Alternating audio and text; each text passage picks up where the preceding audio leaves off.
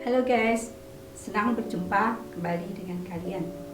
Hari ini kita akan mempelajari suatu topik baru, yaitu tentang integral. Nah, mungkin buat kalian, materi integral itu adalah sesuatu bayang-bayang yang di awam-awam. Apa sih gunanya belajar yang rumit dan ribet? Nah, Ija akan berikan ilustrasi bagaimana apa yang kita dapatkan kalau kita mempelajari integral. Kita lihat aplikasinya dulu aja. Nah, dengan mempelajari integral, kalian menemukan materi yang bisa kalian gunakan untuk mengerjakan sesuatu hal yang baru, yang berbeda. Nah, sebenarnya kalau kita mempelajari integral, itu kita bisa melihat bahwa sebetulnya itu adalah proses kebalikan dari diferensial. Kalian udah belajar kan diferensial? Masih ingat? Nah, kalau kalian ingat tentu akan mudah untuk diteruskan. Nah, Tica tunjukkan salah satu aplikasi, yaitu pembangunan jembatan. Nah, itu adalah aplikasi dari integral. Tentu aja kita tidak akan bisa langsung sampai ke batas itu. Nah, kalau kita bicarakan integral, sebetulnya kalian udah belajar diferensial. Dan kalau kita udah belajar diferensial, integral itu sesuatu hal yang sederhana dan mudah.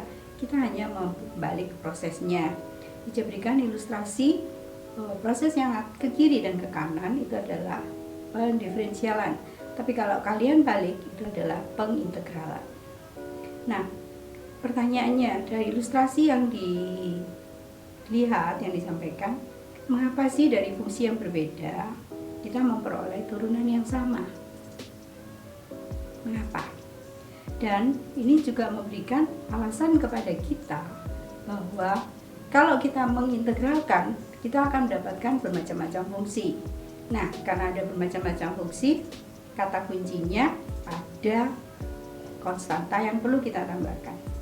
Nah, untuk itu kita cek dulu apa yang dimaksudkan dengan definisi dari integral. Integral sebetulnya adalah anti turunan. Penulisannya dapat dinyatakan seperti itu. Bacanya mudah saja.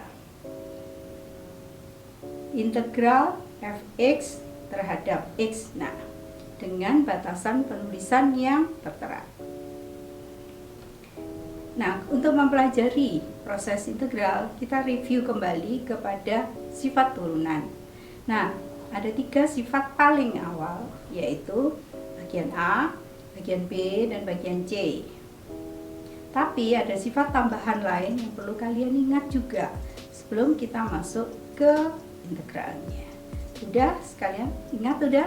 Ada 5 urutan yang berbeda. Nah, untuk integralnya sendiri ada kebalikan dari 5 yang tadi. Kalau tadi diturunkan, sekarang istilahnya dinaikkan.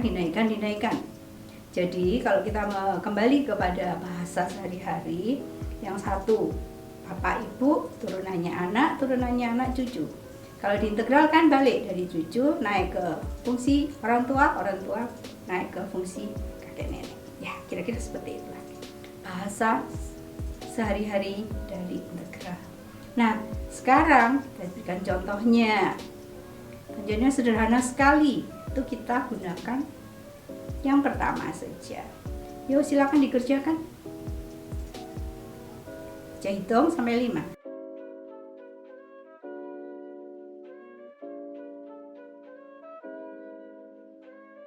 Itu jawabannya.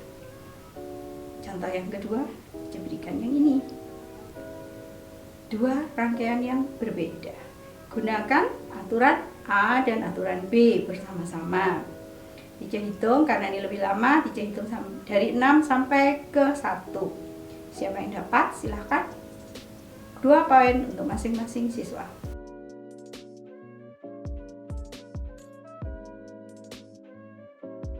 Itu jawabannya. Oke, bukan sesuatu yang sukar bukan? Nah, kalau udah, kita masuk ke latihan. Siap kalian kerjakan? Kumpulkan sesuai dengan petunjuk yang diberikan. Nah, itu adalah soal latihan yang kalian harus kerjakan.